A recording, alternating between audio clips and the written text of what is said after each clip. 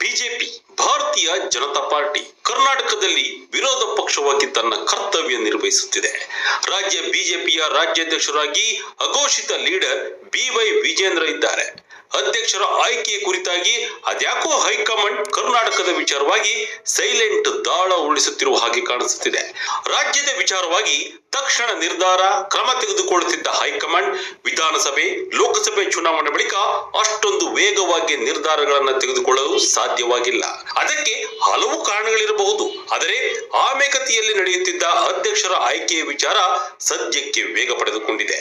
ಆದರೆ ಇವರನ್ನೇ ಮಾಡಬಹುದು ಅನ್ನೋ ಲೆಕ್ಕಾಚಾರಗಳು ನಡೆಯುತ್ತಿರುವಾಗಲೇ ಮತ್ತೊಂದು ಹೆಸರು ಮುನ್ನೆಲೆಗೆ ಬಂದಿದೆ. ಕೇಂದ್ರ ಬಿಜೆಪಿ ನಾಯಕರಲ್ಲಿ ಅದರಲ್ಲೂ ಚುನಾವಣಾ ಚಾಣಕ್ಯ ಅಮಿತ್ ಶಾ ತಲೆಯಲ್ಲಿ ಅದೇನು ಓಡ್ತಾ ಇದೆಯೋ ಗೊತ್ತಿಲ್ಲ. ಅವರ ಬಳಿ ಯಾರ ಹೆಸರಿದೆಯೋ ಅಥವಾ ಇನ್ಯಾರೋ ವರದಿಗೆ ಕಾಯ್ತಿದ್ದಾರೋ ಗೊತ್ತಿಲ್ಲ. ಆದರೆ ಪದೇ ಪದೇ ಈ ರೀತಿಯ ಮುಂದೂಡಿಕೆ ಮಾಡುವುದರಿಂದ ಕಾರ್ಯಕರ್ತರಲ್ಲಿ ಹಾಗೂ ಇತರ ನಾಯಕರಲ್ಲಿ ಗೊಂದಲ ಉಂಟಾಗಿರೋದು ಮಾತ್ರ ಸತ್ಯ. ಯಾರನ್ನ ಫೈನಲ್ ಮಾಡ್ತಾರೋ ಅನ್ನೋ ಕುತೂಹಲ ಬಿಜೆಪಿಯ ರಾಜಕೀಯ ವಲಯದಲ್ಲಿ ಭಾರೀ ಚರ್ಚೆಗೆ ಕಾರಣವಾಗ್ತಿದೆ. ರಾಜ್ಯ ರಾಜಕಾರಣ ಅಷ್ಟೊಂದು ಸುಲಭವಿಲ್ಲ. ಯತ್ನಾಳ್ ನಂತರ ಮತ್ತಷ್ಟು ವೈಲೆಂಟ್ ಆದ ರೆಬಲ್ಸ್. ಕರ್ನಾಟಕದ ರಾಜಕಾರಣ ಅಷ್ಟೊಂದು ಸುಲಭದ ಮಾತಲ್ಲ. ಅದರಲ್ಲೂ ಬಿಜೆಪಿಯಲ್ಲಿ ಎದ್ದಿರುವ ಅಸಮಾಧಾನವನ್ನ ಶಮನ ಮಾಡಲು ಕಳೆದ 2 ವರ್ಷಗಳಿಂದ ಸಾಧ್ಯನೇ ಆಗ್ತಿಲ್ಲ. ಬಣಗಳ ಗುರುತಿವಿಕೆ ದಿನದಿಂದ ದಿನಕ್ಕೆ ಹೆಚ್ಚಾಗುತ್ತಲೇ ಇದೆ.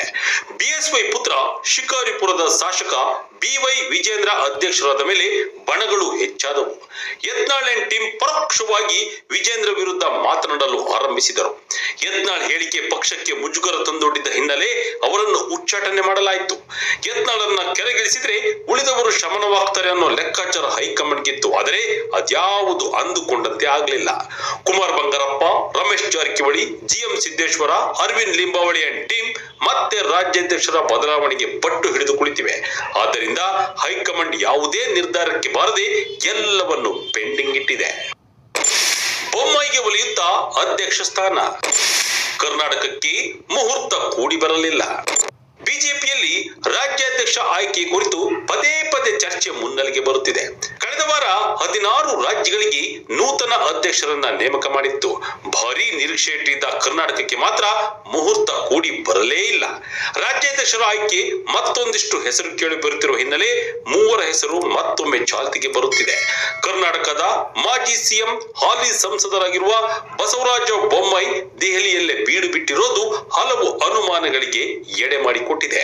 ಮಾಜಿ CM ಬಸವರಾಜ ಬೊಮ್ಮಾಯಿ ಹೆಸರು ಬಿಜೆಪಿಯಲ್ಲಿ ಖಾಲಿ ಇರೋ ಹುದ್ದೆಗಳಿಗೆ ಆಗಾಗ್ಗೆ ಹೆಸರು ಕೇಳಿ ಬರುತ್ತಿದೆ. ವಿರೋಧ ಪಕ್ಷದ ನಾಯಕ ಸ್ಥಾನ ಖಾಲಿ ಇದ್ದಾಗಲೂ ಇವರ ಹೆಸರೇ ಮುಂಚೂಣಿಯಲ್ಲಿತ್ತು.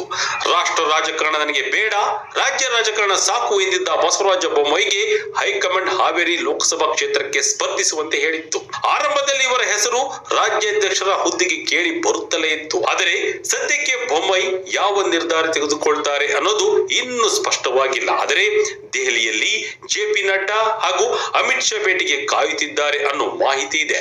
ಬೊಮ್ಮಾಯಿರವರ ಭೇಟಿ ನಿಖರತೆ ಇಲ್ಲವಾದರೂ ಬೇರೆ ಯಾರ ಹೆಸರನ್ನ ಸೂಚಿಸಲು ಹೋಗಿದ್ದಾರಾ ಅನ್ನೋದು ಕೂಡ ಚರ್ಚೆ ನಡೆಯುತ್ತಿದೆ. ರಾಜ್ಯಾಧ್ಯಕ್ಷರ ಚುನಾವಣೆ ಅಷ್ಟು ಸಲೀಸಾಗಿಲ್ಲ. ಬೊಮ್ಮಾಯಿಗೆ ಪಟ್ಟ ಕಟ್ಟಿದ್ರೆ ಶಮನವಾಗುತ್ತಾ? ಕರ್ನಾಟಕದ ಬಿಜೆಪಿ ರಾಜ್ಯಾಧ್ಯಕ್ಷರ ಚುನಾವಣೆ ಅಷ್ಟು ಸಲೀಸಾಗಿಲ್ಲ ಎನ್ನುವುದು ಬಿಜೆಪಿಯ ಕೇಂದ್ರದ ನಾಯಕರು ಗೊತ್ತಿದೆ. ಬೊಮ್ಮಾಯಿಗೆ ಪಟ್ಟ ಕಟ್ಟಿದ್ರೆ ಬಣಗಳ ಬಡಿದಾಟಕ್ಕೆ ಬ್ರೇಕ್ ಹಾಕಬಹುದು ಎಂಬ ಆಲೋಚನೆಯೂ ಕೂಡ ಹೈಕಮಾಂಡ್ಗೆ ಇದ್ದಂತಿದೆ. ಹಾಗಾಗಿ ಪ್ರಧಾನಿ ನರೇಂದ್ರ ಮೋದಿ ಅವರು ವಿದೇಶ ಪ್ರವಾಸದ ನಂತರ ಜುಲೈ 9ಕ್ಕೆ ದೇಶಕ್ಕೆ ವಾಪಸ್ಸಾಗಲಿದ್ದಾರೆ. ಅದಾದ ನಂತರವೇ ರಾಜ್ಯಾಧ್ಯಕ್ಷರ ಚುನಾವಣೆ ಪ್ರಕ್ರಿಯೆಯನ್ನು ಕೈಗೆತ್ತಿಕೊಳ್ಳಬಹುದು ಎಂದು ಹೇಳಲಾಗ್ತಿದೆ.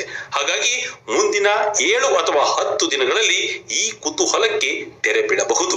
ಒಟ್ಟಿನಲ್ಲಿ ರಾಜ್ಯ ಬಿಜೆಪಿ ಅಧ್ಯಕ್ಷ ಸ್ಥಾನಕ್ಕೆ ಹಗ್ಗ ಜಗ್ಗಾಟ ನಡೆಯುತ್ತಿದ್ದು, ಅವರನ್ನ ಬಿಟ್ಟು ಇವರನ್ನ ಬಿಟ್ಟು 3ನೇವರಿಗೆ ಹೈಕಮಾಂಡ್ ಮಣೆ ಹಾಕುತ್ತಾ ಅನ್ನೋದನ್ನ ಕಾದು ನೋಡಬೇಕಿದೆ.